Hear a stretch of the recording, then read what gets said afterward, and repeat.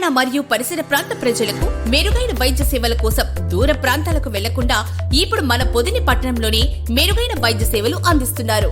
మన ఉడుమల హాస్పిటల్స్ పొదిలి మరియు దర్శి బ్రాంచెస్. పొదిలి నగర పంచాయతీ పరిధిలో మున్సిపల్ పారిశుద్ధ్య కార్మికులు శుక్రవారం నాడు ధర్నా నిర్వహించారు. 3 నెలలుగా జీతాలు చెల్లించకపోవడాన్ని నిరసిస్తూ Andhra Pradesh municipal workers employees federation Podili నగర పంచాయతీ కమిటీ ఆధ్వర్యంలో ఈ ఆందోళన చేపట్టారు. ఈ సందర్భంగా సంస్థ నాయకులు బండి కోటేశ్వరరావు, వెంకటేశ్వర రెడ్డి మాట్లాడుతూ పొదిలి నగర పంచాయతీ అధికారులు వేతనాల విషయంలో నిర్లక్ష్యంగా ప్రదర్శిస్తున్నారని ఆరోపించారు. 3 నెలలు జీతాలు రాకపోవడంతో మున్సిపల్ కార్మికులు తీవ్ర ఆర్థిక ఇబ్బందులు ఎదుర్కొంటున్నారని తెలిపారు. ప్రైవేటు పాఠశాలలు చదువుతున్న తమ పిల్లల హాల్ టికెట్ కోసం 5 నుండి 10 రూపాయల వడ్డీకి అప్పు చేసిన పరిస్థితి నెలకొందని వారు ఆవేదన వ్యక్తం చేశారు. మున్సిపల్ అధికారులు వెంటనే బకాయిలు పడ్డ జీతాలను విడుదల చేయాలని డిమాండ్ చేశారు. తక్షణమే 3 నెలల జీతాలు చెల్లించి ఇతర డిమాండ్లు పరిష్కరించకపోతే మార్చి 5 నుంచి సమ్మెకి వెళ్తామని హెచ్చరించారు. ఈ ధర్నాలో పొదిలి నగర పంచాయతీ చెందిన పారిశుద్ధ్య కార్మికులు మరియు ఇతర సిబ్బంది తదితరులు పాల్గొన్నారు. వాళ్ళు జీతాలు చెల్లించకపోవడం కారణం ప్రధాన వనరులు సేకరించుకోవడం నిర్లక్ష్యం జరుగుతుంది. నగర పంచాయతీలు దాదాపు 4 కోట్ల రూపాయల బకాయిలు ఉన్నాయి. ఇంటి పన్ను బకాయిలు చెల్లించడంలో, వసూలు చేయడంలో అధికార యంత్రాంగం నిర్లక్ష్యమే ఈ కార్మికుల వల్ల శాపంగా మారింది. ఈ సమస్య పరిష్కారం కోసం మేము చాలాసార్లు అర్జీలు ఇచ్చాము, పరిష్కరించి అడిగాము. గతంలో ఉన్న నగర పంచాయతీ కమిషనర్ కూడా చేశాడు, కానీ ఆయన ఏంటంటే లాస్ట్లో కూడా వెళ్ళిపోయాడు. అయితే ఉన్న ఫండ్స్ని డైవర్ట్ చేసి మేము ధర్నా చేసి నిరసన తెలియజేస్తున్నాం. ప్రజెంట్ 5వ తేదీ నుంచి సమ్మెలోకి పోవడానికి అవకాశం ఉంది. అందుకే వాళ్ళు పరిష్కారం చేయకపోతే ఇంకేదైనా ఫండ్స్ వసూలు చేసి పంచాయతీ వాళ్ళు డబ్బులు వసూలు చేసి కట్టి వాళ్ళు 6వ తేదీలో సప్లిమెంటరీ బిల్లు పెట్టి ఎక్సెస్ 3 నెలల బిల్లులు ఇవ్వకపోతే మాత్రం ఖచ్చితంగా సమ్మెలైపోతాం. నమస్కారం, నా పేరు బి కోటేశ్వరరావు. మేము AP municipal workers and CIT అనుబంధ సంస్థ మేము ఈ యొక్క ధర్నా నిర్వహించడం జరిగింది. ముఖ్యంగా ఏంటంటే మా యొక్క జీతాల సమస్య. అంటే ఇక్కడ ఎక్కువ మంది ఉంది ఎస్సీ, ఎస్టీ, బీసీ మైనారిటీలు.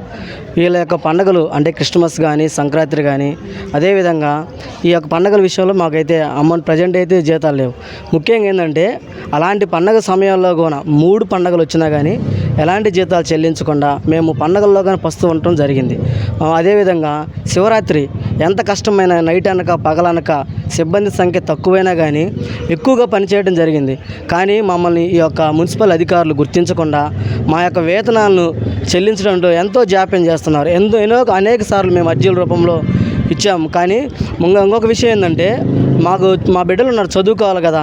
ఇక మాకు వాటర్ డిపార్ట్మెంట్లో కార్మికులను అడిగితే మా అబ్బాయి ఎగ్జామ్స్ ఉంది, డబ్బులు జీతాలు లేక 10 రూపాయలు వడ్డీకి తెచ్చుకొని వాళ్ళు అంటే హాల్ టికెట్ ఆపుతామని చెప్పారు. అదేవిధంగా మా యొక్క మున్సిపల్ ఇంటర్మీడియట్ చదువుకునే ఒక వ్యక్తి తన కూతురికి ఫీజు కూడా హాల్ టికెట్ ఆపిస్తారు, డబ్బులు లేక మళ్ళీ 5 రూపాయలు వడ్డీకి తెచ్చుకునే స్థితి. కానీ ఏమంటున్నారు మున్సిపల్ మేము అడిగినప్పుడు అధికారులు ఒక జీతం మేము అడుగుతుంది, మేము పనిచేస్తుంది మీ కింద, మేము అడుగుతుంది భిక్షం కాదు, మేము అడిగేది పని చేయించుకున్నందుకు జీతాలు ఇవ్వడం మీ హక్కు. మాకు ఎంతగా టార్గెట్లు ఇచ్చి పని చేపిస్తున్నారో అదేవిధంగా మీరు పనులు వసూలు చేసి మాకు ఇవ్వాలి. అదే కానీ మాకు డబ్బులు వసూలు కావట్లేదు, అవన్నీ మాకు చెప్తే మేమేం చేయగలం? కేవలం ఇది అధికారుల నిర్లక్ష్యం ద్వారా వల్లే మాకు ఇలా జరుగుతుంది. మేము ఎంతో కష్టపడి వాననక అనేక సార్లు మరి ఎండలకు కానీ వానలకు కానీ మేము ఎంత తుఫాన్లు వచ్చినా కానీ నైట్ 1 గంటకు 12 గంటలకు పనిచేసిన రోజులు కానీ ఉన్నాయి. నిద్రపోకుండా పనిచేశారు మా కార్మికులు. పండగలప్పుడు భయంకరంగా అసలు కనీసం ఎంత ఒత్తిడి అంటే అలాగా వేతనాలు చెల్లించలేడు. 3 నెలలు రేపు మార్చి 15కి 4 నెలలు జరుగుతుంది. మార్చి 15 దాటితే మళ్ళీ 5వ నెల వస్తుంది.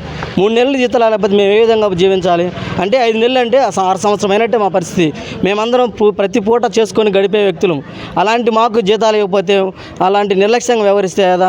అదేవిధంగా సిబ్బంది కొరత ఎలాగంటే మరి ఆ పాత రోజుల్లోనే కొత్తూరుకి చెమ్మట 4 నేస్తారు, కానీ ఇప్పుడు 3 నేస్తున్నారు. పాతూరు 2 నేస్తున్నారు. ఎంతగా సిబ్బంది కొరత తగ్గిపోయిందో మీరే అర్థం చేసుకోవాలి. ఎందుకంటే ఎంత కష్టపడ్డా కానీ ఎక్కడ మేము లోపం లేకుండా ఎంతో మా యొక్క శక్తి ఉన్నందుకు పడతాం. ఇంకొక విషయం ఏంటంటే ఈ మధ్యగా కార్మికులు కొంతమంది వేరే వ్యక్తులను పెట్టి 10 రోజులు బేల్దార పనులు చేసుకొని మళ్ళీ వచ్చి మళ్ళీ పనిచేసే స్థితిలో మేము ఉన్నామన్నమాట. ప్రతి ఒక్కరూ మా యొక్క బాధను అర్థం చేసుకోవాలి. ముఖ్యంగా ఏంటంటే గౌరవ ఎమ్మెల్యేగా అసెంబ్లీలో ప్రకటించాడు సిబ్బంది సంఖ్య పెంచాలి మా యొక్క పొదిలికి, మార్కాపురానికి అని. అలాంటి ఎమ్మెల్యే గారు చెప్పినప్పుడు ఇంకా నిర్లక్ష్య ధోరణిలో ఉంటే ఏ విధంగా మాకు అర్థం కావట్లేదు. ముఖ్యంగా ఏంటంటే మా సిబ్బంది సంఖ్య పెంచాలి. అదేవిధంగా చనిపోయిన కార్మికులకి ఎక్స్గ్రేస్ ఇవ్వాలి. ఇప్పటికి ఇవ్వాలి 3 సంవత్సరాలు అవుతుంది.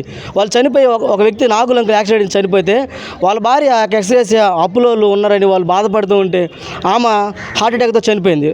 అలాంటి ఇవ్వలేదు.